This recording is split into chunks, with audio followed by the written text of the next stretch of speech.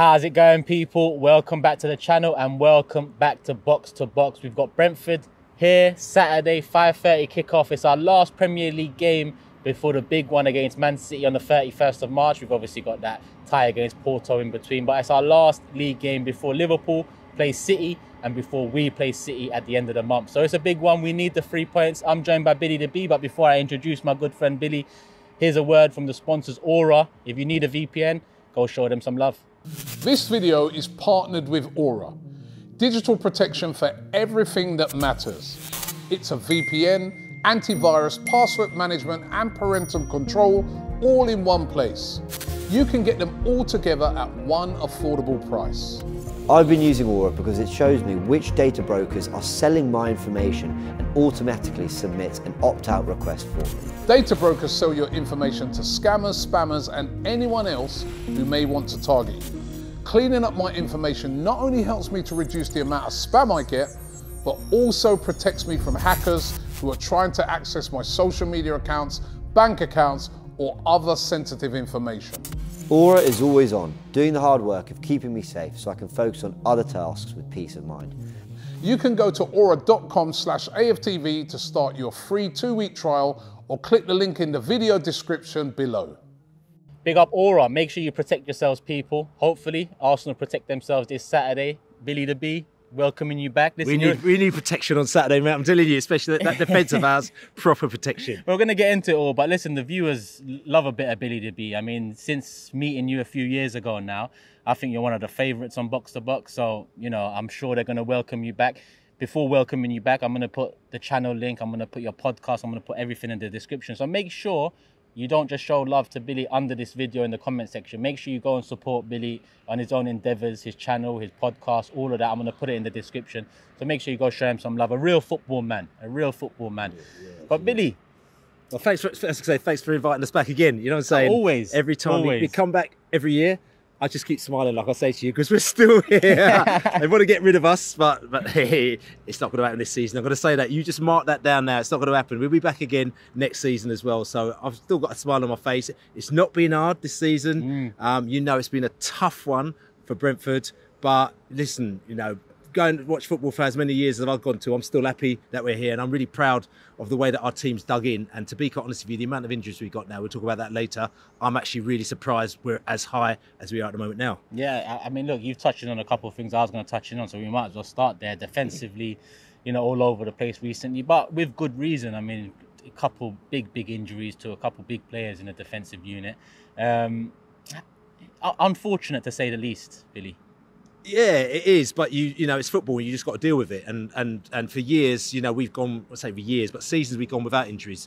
You know, and I remember back in the day where you have a season where you've got lots of injuries, and you realise what you know how difficult it was. Say in the Championship, you got quite a few key players out, and it really does affect you. At a side like Brentford, you know. Listen, we haven't got big budgets. You know, we're lucky enough to come into the Premier League, and yes, we get the 150 mil or whatever it is, and it's helped us. But we're not going to go out and do like what Nottingham Forest do, and just go out and just basically spend up the big money. We can't. We just don't operate like that. Yeah. So we still try and operate within our means. So that means that you can get a certain amount of players in. I mean, we've just gone in and signed someone for 30-odd million. Pounds, and that for us is just honestly is absolutely mind-blowing for us as Brentford fans. You know, if you imagine that Ivan Toney, who we signed three seasons ago maybe, and he cost us 5 million, and that was big money for us. So you could see how things have moved up for us, but we can't keep on kind of putting players in the coffers for big money, putting players on the bench, 30, 40, 50. We just can't do that, So I think the difficulty with us now is that you lose one player, it becomes hard. You lose 2 players, it becomes hard. When you lose 6 or 7 or 8 key players on a long term, it becomes really tough. And that's why, to be quite honest with you, like I said to you, I'm really proud of the team, because what we've had to now do, you lose Rico Henry, and I've talked about this before, I think at the beginning of the season. Rico Henry, he is so key to how we play. He is such a wicked player, and you don't realise that until he's out, because his speed means that you can counter, right? You can counter immediately, and all of a sudden the opposition is on the back foot. But also the other thing is that if you're in the attack and then the opposition counters, he's so fast he can recover. If you haven't got a player as fast as that, you have to change your style of football. So he comes out, then Rico, and then Aaron Hickey, right? Okay, Aaron Hickey's going to come over on the left-hand side. Then he gets injured for the rest of the season. So you're thinking, hold on, what's going on here? And then you've got Nathan Collins, and then he was coming out. And then you've got Ayad, and he was out. And then you've got, Pinnock, who's like, he is our man mountain in the middle. Pinnock's a massive player for us. When he was out the other day, I was just like, no, you're joking, because he's the player, every time the ball comes in, boom, boom. Every time. Now, have you seen recently the goals that have been scored against us, ball across the top? The defenders there, all due respect to them, but they're not as good as Pinnock. They missed the man, boom, easy in the back of the net. So you're missing those things. And like I said to you, if you've got key players out, it makes it difficult. Now, basically our whole of our defence is out.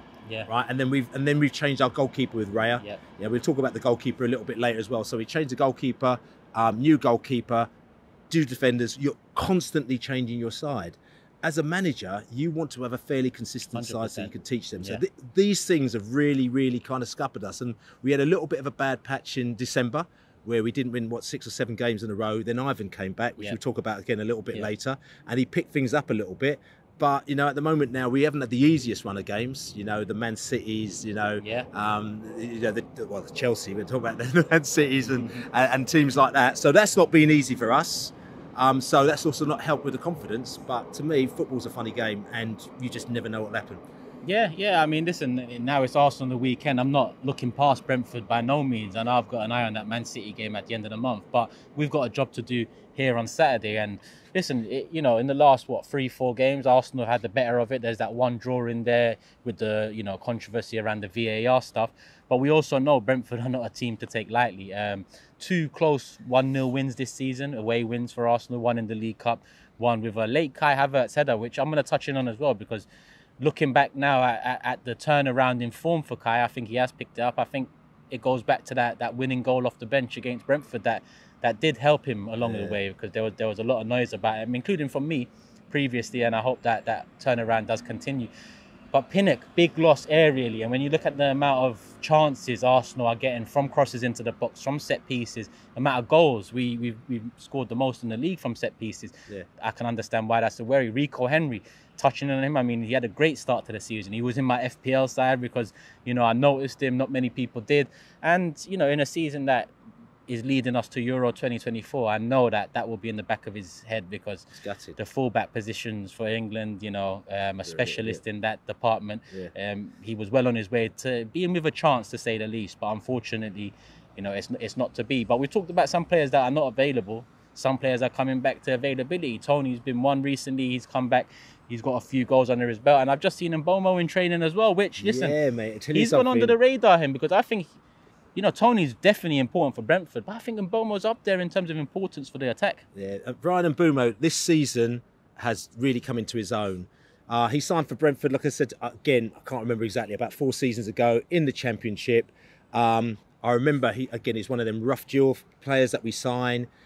He looked really good, but then, he would miss a lot of goals. I mean, he had, I think, the world record for hitting the crossbar and the post in one season, and we used to laugh about it. And he was one of those players where you sort of think, close but no cigar. But then you speak to the directors of football and they say, no, man, it's cool. He's only young. Because at the time he was like only 21, 21, 22 years old. They've got a lot to learn, and you realise that they've got a lot to learn. So I always used to say to people, especially in the first season when Brentford got into the Premier League, and I said, put Mbomo in your fantasy league side, because the reason why, he's on the wing, he'll set up goals and he'll score a few goals as well. And he's that type of player. I mean, when he was in the Championship, we had the BMW, as they call it, which is Mbomo, Watkins and Benrahma, the BMW, and between them I think they scored 54 goals, and they were unstoppable. They were unbelievable. Obviously Watkins and Benrahma left, and it's almost like you felt that for about a year or two that Brian Mbomo almost felt, my mates have left me. This is my crew. I'm just on my own now. And you felt kind of quite sorry for him. So it's taken him a bit of time to get back into his own. But I think that Ivan Toney being out for whatever he did at the time, we won't talk about that anymore because we've moved on now. But Ivan Toney being out, it gave Mbeumo the space to step up. Yep. Because it's almost like, not saying you're in somebody else's shadows, but it was all about Ivan Toney. Yeah. Gave him the opportunity to step up, and it showed what a really good player he was. He's fast, you know. His pace is something that we miss massively. You'll see it, you know, on Saturday. We miss his pace massively, which makes us a completely different side. You know, his attacking play, his, you know, getting down the flanks, putting the ball in the middle, all that kind of stuff was massive to the way that we play. And yes, he's back on the training ground. He's not going to play on Saturday because it's far too early for him now. You know, they're talking about him coming back for the Manchester United game, which is at the end of the month, but I don't believe that he's probably going to come back till after Easter. Okay. And for me, you know, I'm focusing on probably Sheffield United when we play them, because I think there's some key games that we just have to win. Right? If we win the 2 or 3 key games, then, you know, we could just relax ourselves. And for me, Sheffield United is a key game.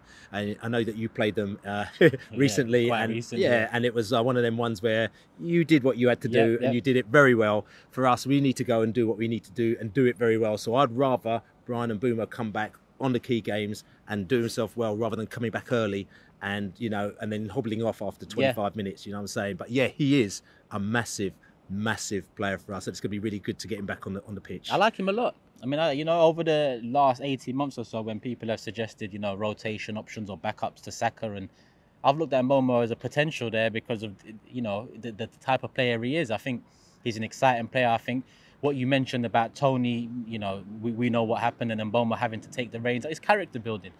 And he stood up to the test, and unfortunately he got injured a few weeks before Toney's availability came back. And, you know, we're yet to see them back together for Brentford, which I think will go a long way in, I was going to say, securing your Premier League future. Not that I think it's in any doubt, but you also mentioned having played City, having played Liverpool a couple of times, Arsenal now a couple of times. You're getting the big boys out of the way now, heading into the business end of the season, where, you know, the best thing I think for Brentford would be to pick back up form, get the players familiar with each other again, and start next season as strong as possible. But Ivan Toney is the other one that's recently come back and come back with a storm, that free kick straight away, which I liked. You know, I don't want to dwell on it, but I like that he moved. I like a bit of the dark arts. If you can get away with it, why not? Was it that dark though? It wasn't that dark, but you know, in this day and age, I know where we come from 20, 30 years ago, that wasn't dark at all. But in this day and age, look at the amount of, you know, noise around it from fans and media. I quite like that. But last time we spoke, there was heavy links to Arsenal for Toney. Not so much now. I mean, you know, is there anything behind the scenes that you might know? Do you think Arsenal is still a possible destination for him? Do you think it's likely he will move on now? Or do you think, you know, Brentford's his home for the foreseeable future? No. He's gone. Ivan Toney's going to go. So if it's not Arsenal, who would it be then? Chelsea or? Listen, you got to look at. I tell you something. I don't know, and I don't know anything behind the scenes. All you could do is you can look at what's going out there in the footballing world. Thing is, Ivan Toney, and yeah, he's great for Brentford. We love him for Brentford. He's only got a year left on his contract after that. Brentford never run contracts down. You know, he said that as well. You saw with David Raya. David Raya wouldn't sign a new contract, so he said, right, see you later, we're going to get a new goalkeeper in. Bang, and before he knew it, he's like, oh my God, it's a new goalkeeper in. So we had to get rid of him. And we did that little funky deal that we did with Arsenal, which was a loan deal, no loan deal, you know what I'm saying? The 30 M's is coming. To help you out, you know what I'm saying? You did. Help you out in the FFP. So I'm going to say to you, you helped us, we helped you out in the FFP. You did. You need to help us out on Saturday, man, because we need a point or two. You know we need to help ourselves on Saturday. I'm sorry. That's right. But so Ivan Toney, we know he's going to go, and like I said to you, because we know the way that Brentford operate, we're used to it now. After 6, 7, 8, 9 years, it's not like we're all going, oh my God, he's going to go. We would have done that 7 or 8 years ago. Now we know and we get ready for it, and as fans, we're completely prepared for it, because we know that Brentford have prepared themselves, and we're going to start lining up a new player. Bought a new player. We've got this guy called, what's his name? Igor. I can't remember. He got him from Belgium. I shouldn't even know. I'm doing a podcast. I don't even know. But and the reason why I probably don't know is he came out of the blue, because we did a deal out of the window. So the window had shut. We've hooked up a player. We hooked up a player who's going to come in next season. He's at Bruges. We were looking at a player at Bruges, Nusa, which we didn't get before the window, because we signed him, but then his medical wasn't quite right. And we thought, I know the deal's fallen through. The next minute, bang, Igor Thiago is his name. Okay, and we've got this guy, striker. The irony is that he was playing in the Bulgarian league the season before in their reserves, right? For some team called like Lorenzo or Loreto or something like that. He's playing for them in the second division, and then he scored a few goals for them, signed for Bruges for €8 million. Now he's started off slowly, then Bush, before you know it, he scored 20 odd goals for Bruges within like 6 months. Yeah. And so his value's gone from 8 million to 30 odd million within like 6 months. And Brentford has just gone bang. Yeah. And they've signed him because we thought the problem that we have is because we are the size of team that we are, as soon as we go in for a player, their agent goes, oh, mate, Brentford are in for us, like, you know what I'm saying? And that player goes from 15 million to 60 million or whatever like that. Yeah. And we can never get them. So we have to go in there and do a quick swoop and try and tie players up before the word gets out. You have to be shrewd. Yeah, so that's what we did with that player. So he's lined up for the summer. And technically, you know, he's going to be taking over Ivan's shoes as well. We might have other players lined up as well, but we know Ivan's going to go. So coming back to where is he going to go? Arsenal. Personally, I think that Arsenal is a destination which would suit Ivan Toney. I know that you turn around and say, we've got players, what do we need him for? Look, with the highest goal scorers in the league and stuff like that. You just watch. If somebody should sit down and watch a video of how Ivan Toney plays and what he does, he is brilliant. His all-round work is fantastic. He is great. He is a great player. And like I said to you, and I said to you before, Ollie Watkins, you should have signed Ollie Watkins, right? You had the opportunity. He would have gone to you in a snap because he's an Arsenal fan, right? And when we were in the Championship, you know, Arsenal were like, it's £28 million. We don't want to sign him.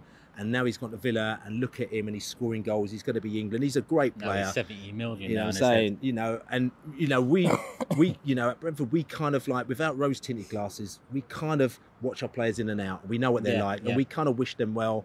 And if they're going to go on, we want them to go on somewhere where they're going to thrive. I mean, I think Arsenal, I'm not saying you have to go to Arsenal, but I'm just saying if he's going to go, Arsenal is a good home for him. Chelsea asked the question. Personally, you know, yes, you're going to get a big paycheck. Risky yes, there's move, things about Chelsea, but, you know, there's all sorts of nonsense going on down at Chelsea. And it's like, if you want to do, you know, your career any good, he's 29 years of old now, so of age now. So he has to make a move, which is the right move for him. Is it a financial move?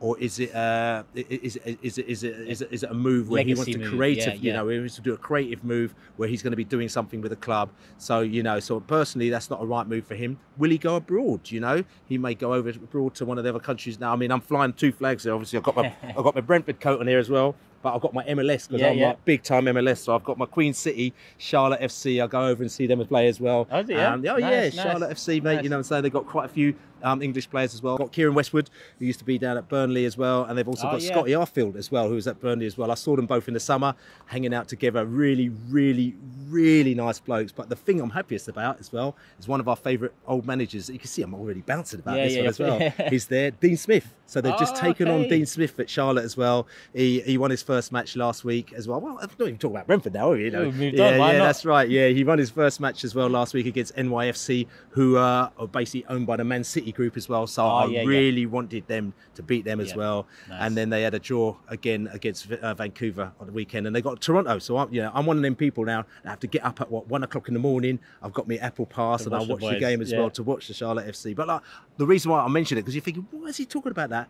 Maybe it's Tony. That is a move for them as well, because everyone used to think it was a graveyard going to America, but things have changed now where there's a lot of players coming in the early stages of their career going over to America, or in the middle stages of their career, and they've got some good players going there as well. And obviously they're plucking players like your Messis and all them people coming out there, but it's actually sort of quite a good standard. It's quite a good vibe. There's good atmosphere out there as well. And like I said to you, some players sort of kind of in their prime are thinking of going out there doing something. I don't think it's the right move for Ivan Toney now, but you listen, mate. In this day and age, like I said to you, you just never know where these players are going to go. But you know, listen, as far as I'm concerned now, he's at Brentford. He's got a job to do for us between now and the end of the season. You can see that he's enjoying himself down there at the moment now.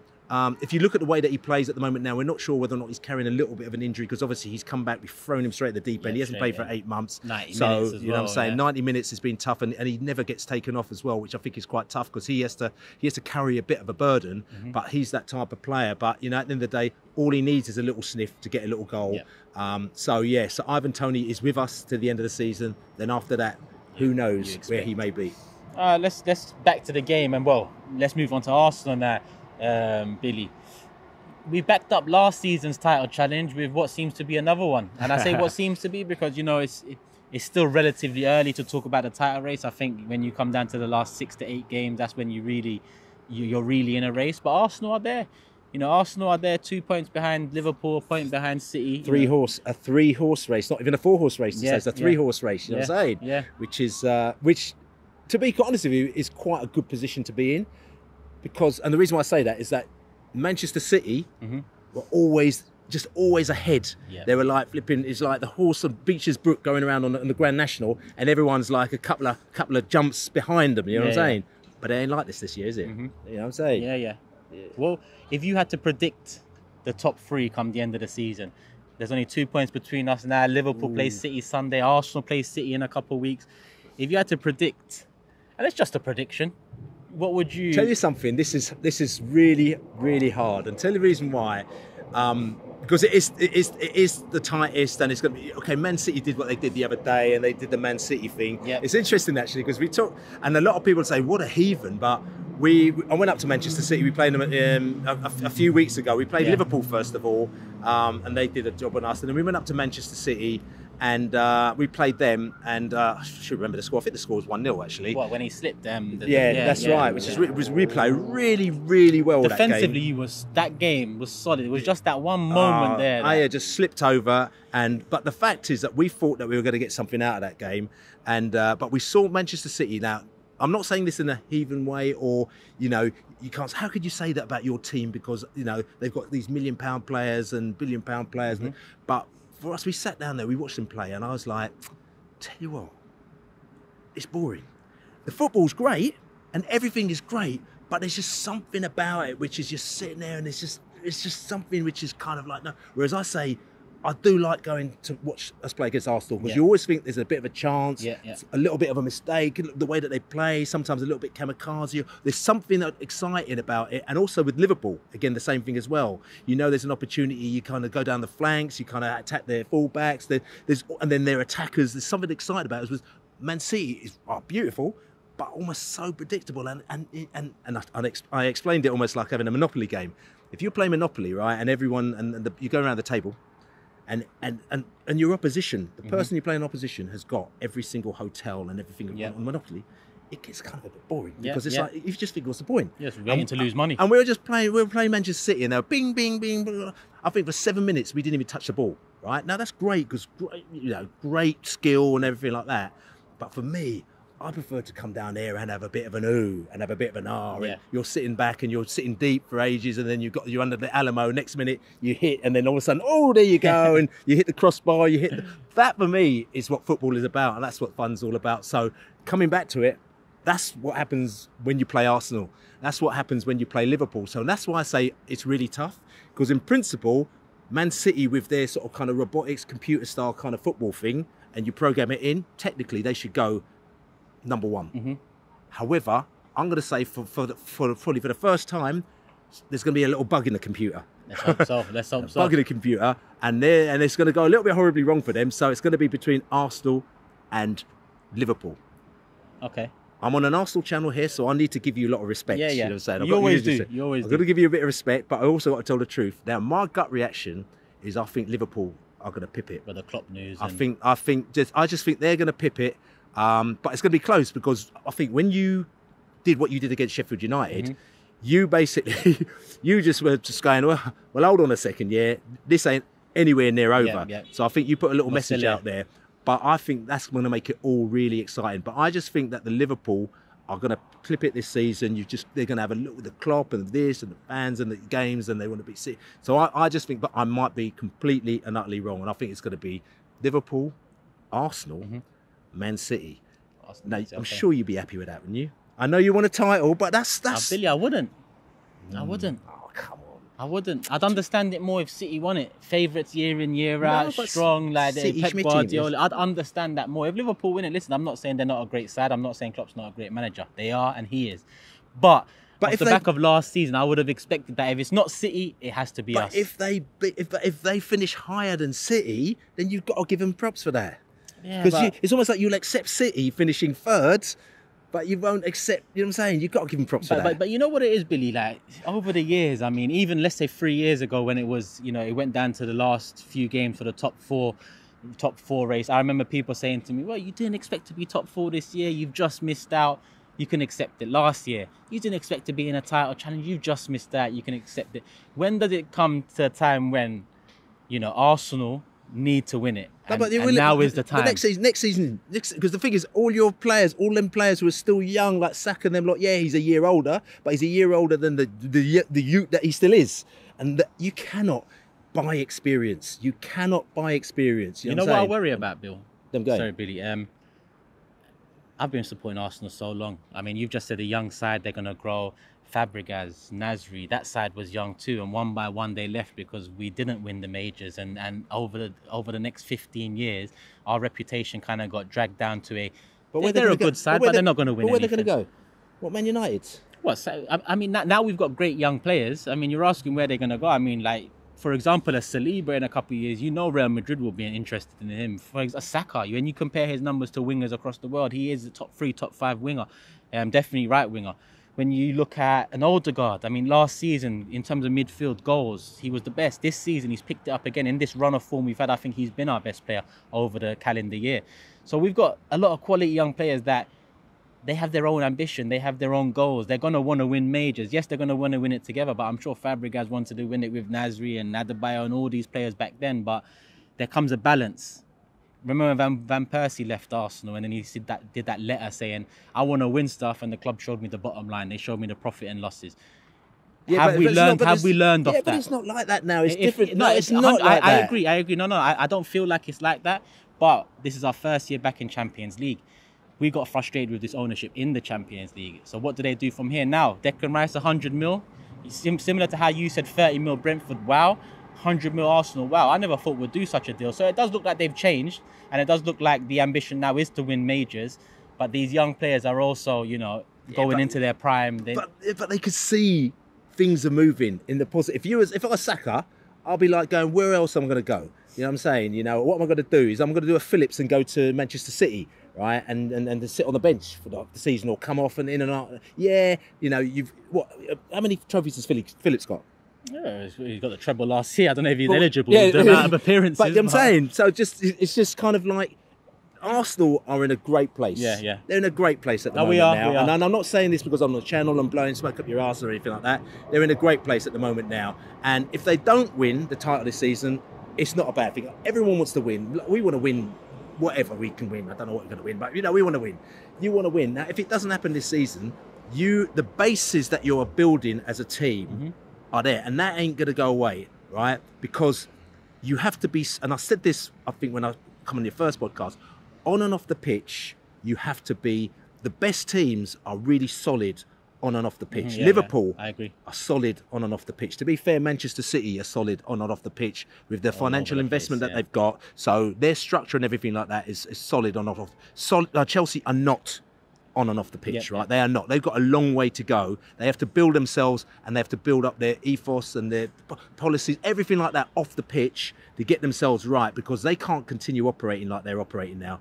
Arsenal are off the pitch as well as on the pitch, and it's moving forward in the right way. And they've settled down, you know, with Arteta. Everyone's calmed down a little bit after wanting him out and all this kind of foolishness, you know what I'm saying? So you just need to kind of continue doing what you're going to do. If players have belief, right, and they can see it's going the right way, they will stick with you. And the ones that don't stick with you, take the money and go and buy another player, because you'll always find good players. That's fair. You will always find good players. And the teams that don't have faith in their buying system, right, their recruitment system, they're the ones that go a little bit horrible. At the end of the day, is that you're thinking, this is the way that we do things. You come with us, and we're gonna have a party. If you don't want to come with us, that's cool, man, because we'll just get Freddie over there, and he's going to come in and he'll join the party as well. Yeah. And I'll tell you something, there's enough people that will want to join Arsenal. So, listen, I've only made my prediction. I've got no idea what's going to go on. You might win it, but if you don't, trust me, within 3 years, Arsenal will win the title. Yeah? Yeah. What about Champions League? Champions League. Well, I just threw that in there. Well, Champions League is slightly different, and it's a bit weird as well. And look at things like look at Bayern. Bayern were the team that it's always Bayern, and look at them this season. You know what I'm saying? So all of a sudden their focus now is on Champions League. Yeah. You just, again, it depends on the draw. You get out the groups, then it depends on the draw. Yeah. So it's almost like, I wouldn't say anybody can do, because we have got, and I'm saying this as well, and this is one thing I am very proud about. We in this country have got the strongest league, right? Yeah. You can see that when we go into Europa and the other cup that we almost got into last season, which I'm so glad we did. You know what I'm saying? We get teams who are 6th place in our league that go into that league, and we play teams who are like, from the, the Slovakian league, you know what I'm saying? But then you put them into, and they're talking Division 1, Division 2. So they haven't got the depth that we have. You can go down probably down to 12, 14, 16. You go down to us who are 16th place or 14th place, right? And we still go over to probably some European teams and give them a game when we've got a full strength side, that is. That's because of the depth of our league, you know what I'm saying? So you start going to 8th place, you're still causing teams problems in Europe. You start going to 4th place and 3rd place and 2nd place, you are a big gun within Europe, right? So you've got teams 2nd, 3rd, maybe if you're lucky 4th place, strong. Then after that, it drops away in all those clubs. So and in all those divisions. So Arsenal, when you asked me the question about them in Champions League, they've got as good a chance as any because our league is wicked.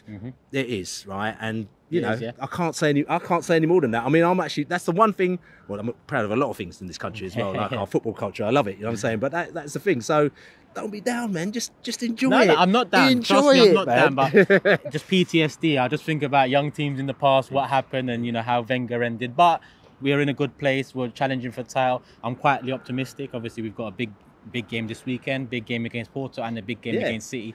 Ask me 1st of April my predictions, and I can give you a clearer of a prediction. And just coming back to Champions League, in Champions League, it's been a bit of a breeze so far, would you say? Until Porto, it was. Yeah, but listen, you're gonna have to come up against difficult games, though. You know what I'm saying? 100%. As Champions League, we want to be there, 100%. But we've got to get the job done against Porto. All right, Billy. Key threat for you. I mean, we're smoking teams left, right, and centre. Our attack is firing. Our defence is as solid as ever. And earlier you mentioned, against Arsenal you have ooh and ah moments, but recently, especially this calendar year, you look at the XG, you look at our defence.